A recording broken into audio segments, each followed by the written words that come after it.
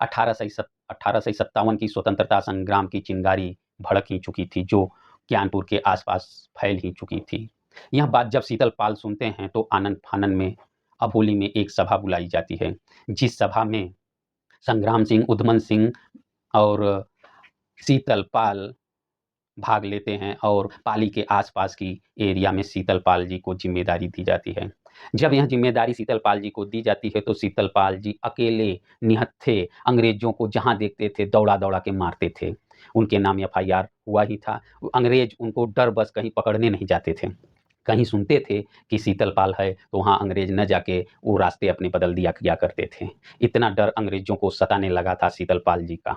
लेकिन वहीं अंग्रेज समूह में चलकर शीतलपाल के घर दबिश दिया करते थे। समूह में अंग्रेज शीतलपाल के रिश्तेदारों के यहाँ जाके प्रताड़ित किया करते थे। उनकी माँ-बहनों के साथ अत्याचार किया करते थे। ये सब घटनाएँ जब हुआ करती थी, शीतलपाल जी जब सुनते थे तो उनके अंदर की ज्वाला भभक कर पड़ती थी। उनसे रहा नहीं जाता था। वे सोचते थे कि कहीं अंग्रेज मिलेंगे, जहाँ कहीं मैं उनको मार डालूँगा। इसी बीच वे अपने घर जाते हैं तो सुनते हैं कि अंग्रेजों के अत्याचार की वजह से उनके बड़े भाई और उनकी माँ का देहावसान हो जाता है। यह घटना जब शीतलपाल जी सुनते हैं तो बहुत ही हृदय विदारक घटना जैसे उनके दिल पर बीत जाती है और बहुत ही दुखी होते हैं। ऐसा दुःख कि उनका सीना फाड़ गया। उनकी माँ ही नहीं मरी थी, उनको लगा कि हमारी मातृभूमि मर गई। उनकी माँ उनकी बहुत प्रेरणा स्रोत थी। कहा जाता है बचपन में कि शीतलापाल जी जब छोटे से थे, खेला करते थे, तो गाय के बछड़ों के साथ अपनी दौड़ लगाते थे और उनकी माँ उन बछड़ों के साथ जब वो दौड़ के आते थे, तो जैसे बछड़े को गाय दूध पिलाती है और प्यार करती है, तो उनकी माँ भी उसी तरह अपने बेटे को अपने दोनों हाथों से बाहों में, गोद में लपेट लिया करती थी।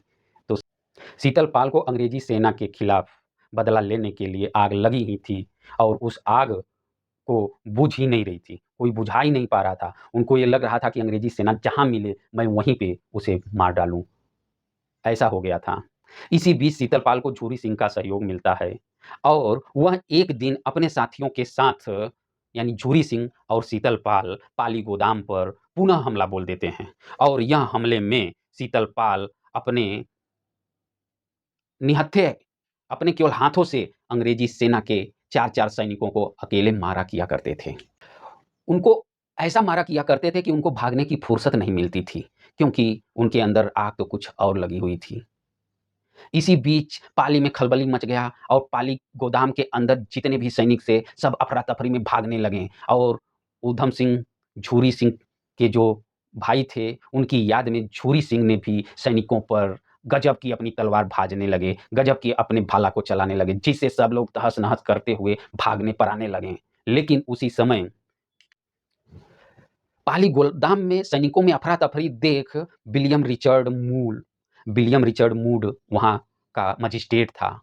वे आनन-फानन में अपना जान बचाने के लिए अपनी घोड़ी पर बैठकर पाली गोदाम से भागने लगता है।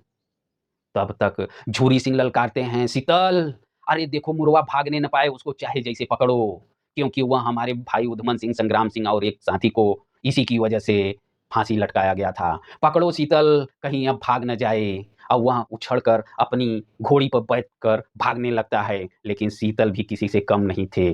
वे लग्गी के भरोसे से ही पाली गोदाम की दीवाल को छलांग कर दौड़ते हुए मूर को विलियम रिचर्ड मूर को अपनी लग्गी से फँसाकर खींच लेते हैं और उसका गर्दन कट जाता है और वह वहीं ज़मीन पर गिर के छपटियाने लगता है।